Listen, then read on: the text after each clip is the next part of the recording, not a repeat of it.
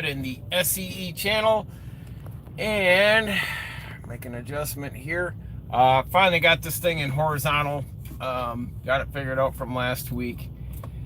So appreciate y'all being here, and before we get started, if you could like, comment, and subscribe. Help the algorithm for the channel to get pushed out there, recommended for other people to view and see what we got to talk about here. So I'll make sure I got my chats up. I saw they were up. Oh, where's the chat? Live chat, all messages are available. There we go. Okay. So the last couple of weeks has been talks on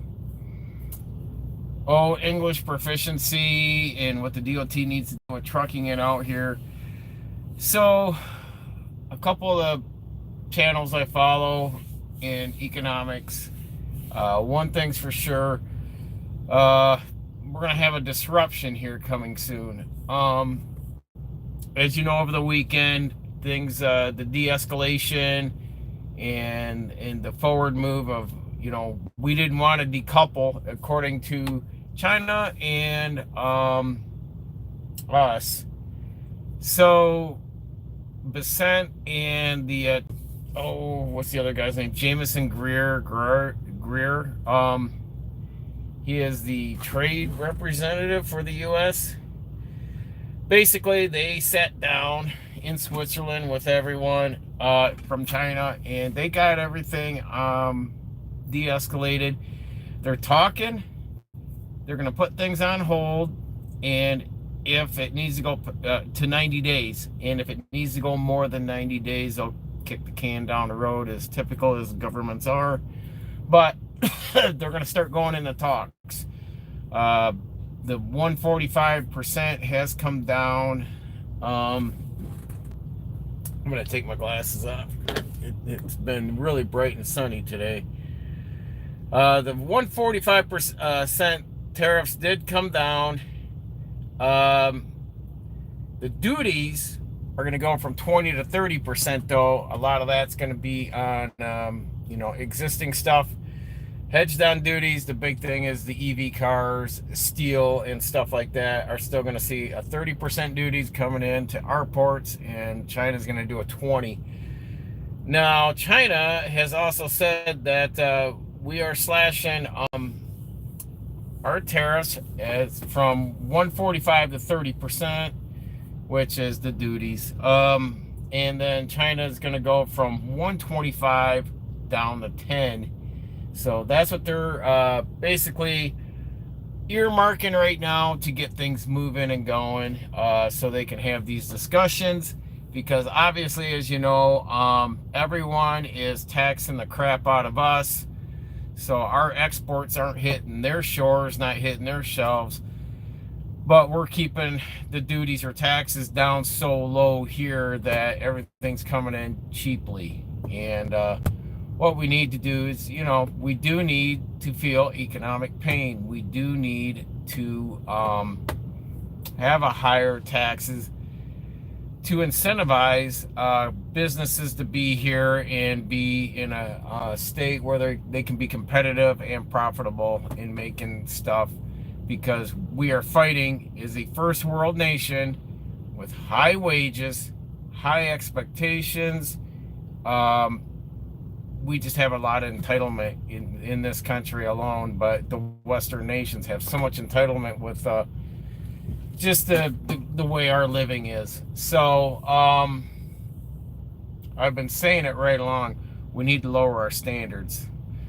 We need to have things taken away from us. And I think to live in such a lap of luxury to where you've got a stupidly oversized house. I've been looking at real estate since 2018 for a place for my wife and I to retire to. And to see some of these houses out there, your 7 and 8 figure houses, it's ridiculous. What do you need a house like that for? Well, to flex, that's about it. When you get to such a degree of a big house or an estate, that you have to then hire gardeners and housekeepers and chefs and all that. I have better things to do than to be in a house like that. So I guess I like my solitude. I like my peace. I'm not too people-y when I'm alone with my wife, and she'll attest to that. So we'll keep digging through here because I saw this coming yesterday. Now, I left this morning, so I'm probably looking sluggish and a little tired. I got up at 1:30 this morning and got on the road at 1:45 a.m. Got over here to Martinsburg, West Virginia, and I'm hanging out at the Pilot outside of Hagerstown. So then I got to get up and I got to start trampling through West Virginia and the Appalachian Mountains and all the way down into the east coast side of Virginia. So I got my hands full for the next 2 days. I should be back Thursday, though. I left this morning instead of Sunday. That's why we didn't have a live stream yesterday, because it was Mother's Day and it was my wife's birthday. So that in lieu, I know I left on Easter Sunday. I don't take too many things in but I don't know how many more birthdays I'm going to have with her. So I took a pause the last 3 days and took time for her. And we did some stuff together that we like to do. I listened to a few podcasts, but basically I didn't sling the camera. Actually, my camera sat in the cupboard. I didn't want to be near it, around it, or listen to it other than what I needed to know for my route leaving today. So sometimes we got to do that. Sometimes we just have to take a pause and step away and attend to our loved ones, the ones that matter to us, the ones that are unconditionally going to be there genuinely. So back to this. If I'm a little bit not centered like I've been the last couple streams, I'm running on fumes. I'm ready to go to bed. I was trying to edit a video. Sorry to sidetrack again. Trying to edit a ride-along video for this week, and I got to get a new SD card for that GoPro. I think it's starting to get a little corrupt. It came up short about 18-20 minutes of footage, so I was digging around on that for an hour. That coming to you soon here this Thursday, I hope. I just have to readjust some things on it. So the two nations met, and they're going to be meeting continuously. Now they're hoping that Trump and Xi Jinping will be able to, here in this week or the coming week, be able to sit down and meet together. They'd like to have some meetings in China and here in the U.S. So that's something good. U.S. Trade Representative Jameson Greer, representing the U.S. side, and I can't even, don't ask me to pronounce the Chinese name on their side. So, I did see a few things, some of the people that were out of work in China. I saw some headlines and articles. I didn't go into depth with them. But they're protesting. They're in the streets, kind of raising a voice on the fact that they would like some back wages for the factory shut down and loss of work, and basically like here, when plant closures happen, slowdowns happen, layoffs happen, I don't know if they don't offer unemployment over there. I don't know their deal. I'm not going to wrap my head into it or learn it, nor do I ever intend to go and visit China or Europe or any other Western nation as of my liking. So so I saw that and I just kind of chuckled at that and said, I don't really care. Welcome to our world. So China, with their people out there saying, hey, you shut the factories down, and we'd like to be compensated for lost back wages. And I'm like, well, if that doesn't start to sound like a first world problem there, Oh well. You're gonna have to give up some shit. This weekend stocks are expected to be the first in a drawn-out process note negotiation that span a rate of many. So the intellectual property, currency manipulation, steel dumping, semiconductors. Here's the one that hit me. I was just digging through everything they kind of talked about in the sense of what we get here, and all right. So fentanyl was a key issue in the weekend's talks. Bissett calling for the upside surprise for me from the weekend. The Chinese sent a deputy minister to the talks to directly address the fentanyl issue. For now, the 20% duties that Trump imposed on Chinese imports over fentanyl that began with his term will remain in place, which is why U.S. duties are now moving to 30% compared to China's 10%. Other sector-specific duties that the U.S. imposed on China before Trump took office this year is strategic sectors. Electric vehicles and steel are also remaining in place and are not changed by Monday's announcement, according to officials, so they are going to get hit with the 30% duties. The deal doesn't include tariffs that may be imposed on pharmaceuticals because we want to bring the pharmaceutical business back to the U.S. That has began a talk today. Robert Kennedy has brought it up.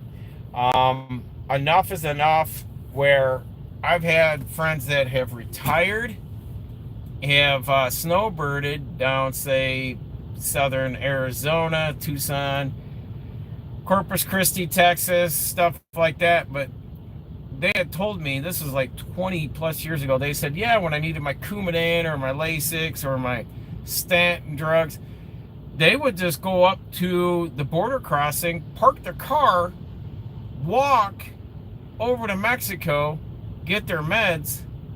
He goes, I can go there at a $10 bill and fill all my meds for the summer or for the winter while they were down there for the winter and walk back. So it is ridiculous that even a lot of people that are here on work visas or have, I don't want to say migrated, or maybe have dual citizenship. There's been some that are interviewed. They're like, the medications prescribed to them is so ridiculously high here that they have, a few of them said, you know what, it would behoove me and cheaper to just stop working here and just go back home because the cost of living was far more superior because of the health insurance cost to have it, but then to pay for the drug, your prescription drugs and all that. So it is ridiculous. They're addressing it. What they want to do is basically, the way he put it, they're making it so something to do with tariffs or the tax. It's been a lot going on. I'm sorry if my head's on the swivel. I had this guy here nearly rubbing on my mirror trying to back in with his Conestoga trailer. So sorry. And he was blindsiding in, and it took him probably 15 minutes to get that thing nestled in here, especially with the 9-foot spread. So now I've got trucks and everything. Everyone's honking horns. This is just a chaotic craziness. I picked this spot so I'm at the far end and near the exit, because the further into the core of the parking lot you go, you're pretty much going to get pigeonholed in and going to have a tough time getting out in the morning. And I got to leave around 4 in the morning, so I wanted to have an exit strategy so there wasn't a slew of trucks out here parked in front of us. Anyhow,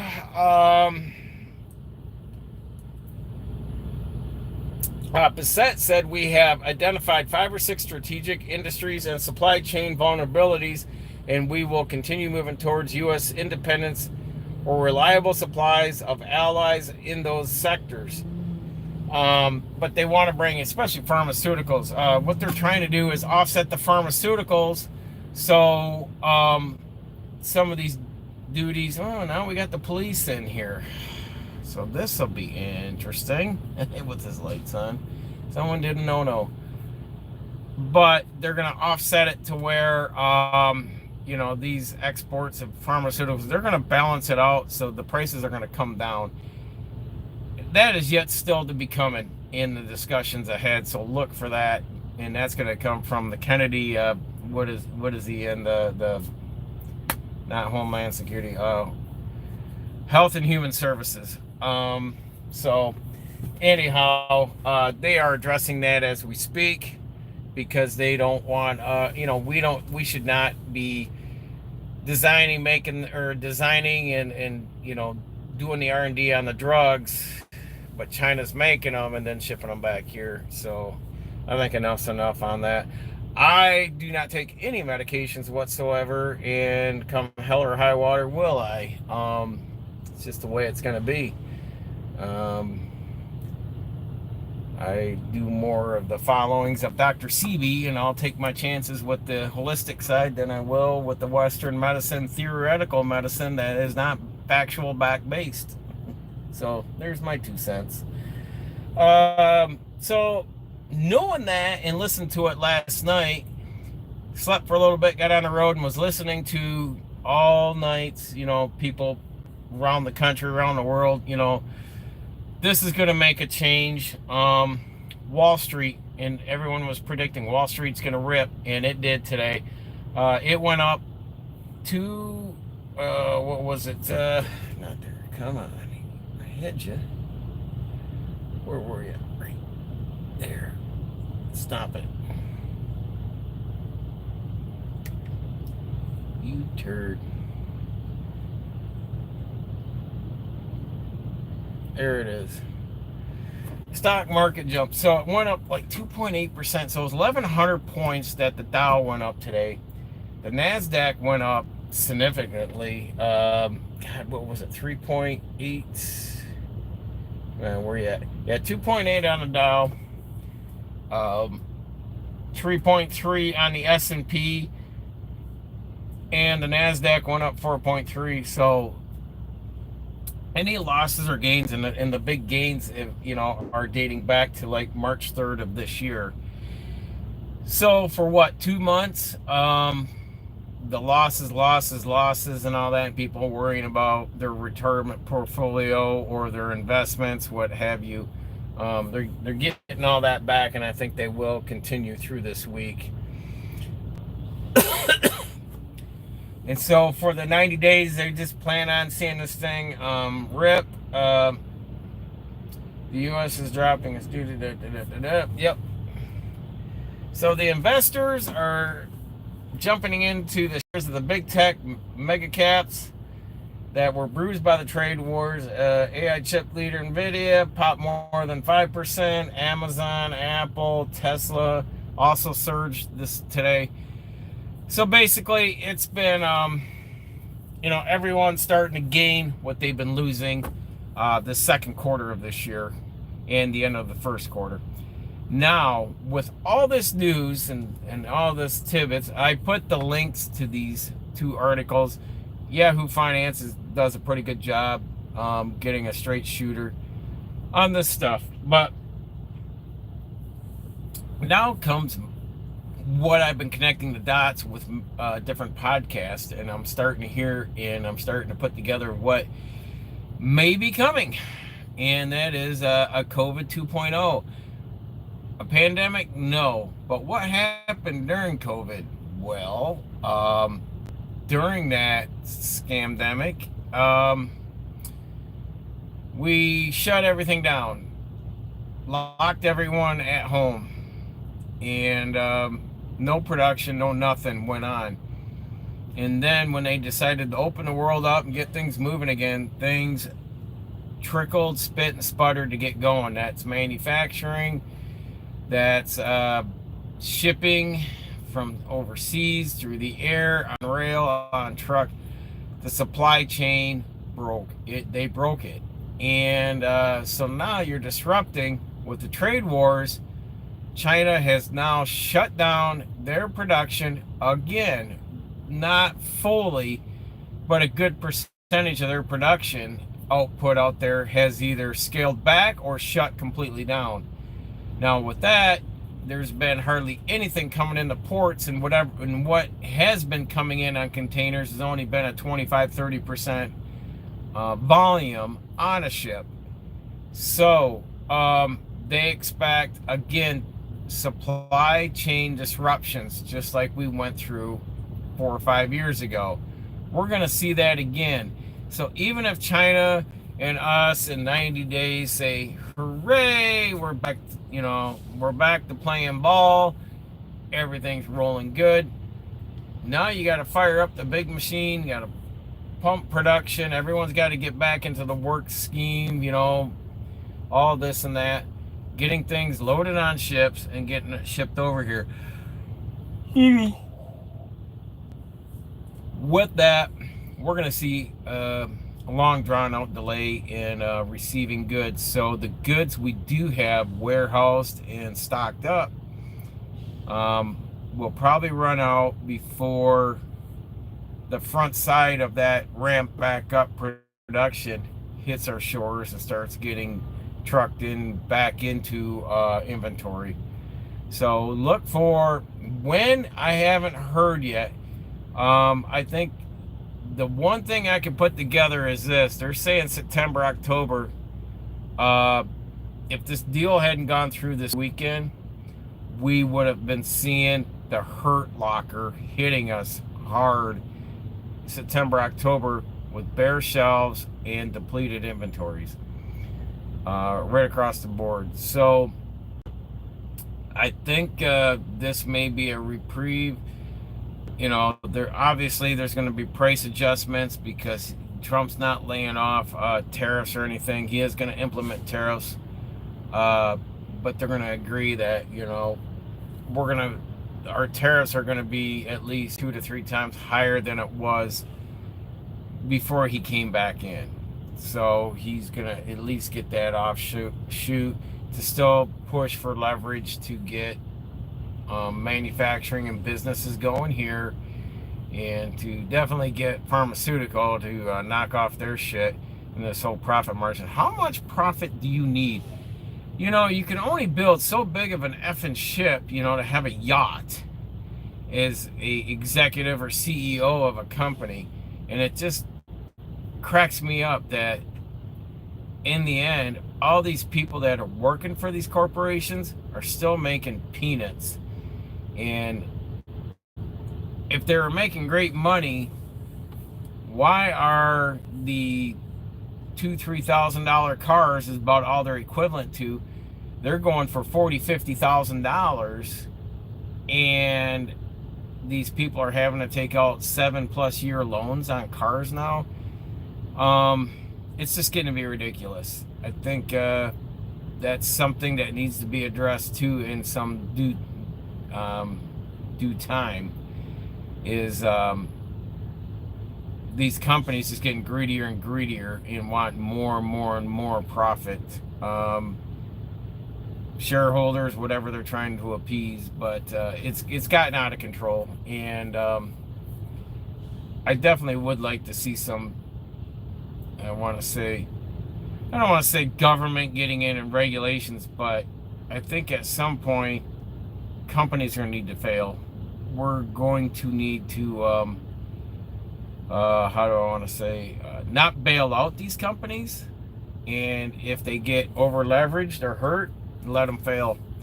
We need to stop bailing out these corporations. But we're not in that club, you and I. We are in a different club, in a pilot parking lot, talking on an Android phone for a live stream. So anyhow, that's what I've got to say on that. Is you're going to see a supply chain disruption coming forward, as like we experienced 4 years ago. Not so much ships backed up, but very little product coming in, and it's just going to deplete what we have stockpiled here over time until it's that bullwhip effect, where, hey, on the recoil right now, we had the supplies stocked up, but the pullback right now So until that whip hits again and starts resupplying us, we're gonna be on cruise control, living on our inventory throughout the nation. So expect a supply chain disruption to come forward, is my prediction, because of all this. And hopefully nobody gets a wild hair up their butt and says anything out of line that may take future talks off the table because someone's feelings got hurt or Orange Man said something bad. So that's it. But that's my take. I would say right now, in this economy, it is so unstable. This year alone, I would not look at doing any purchasing, no ticket items. I would, if you're gonna do a big home renovation, unless you need a roof on your house, I would really be pulling back on doing anything right now for at least a couple quarters and see where this country's economy is going to go. Because the big thing is you get leveraged into a high dollar, say, pickup, SUV, new house, and you get laid off, and or your company goes out of business.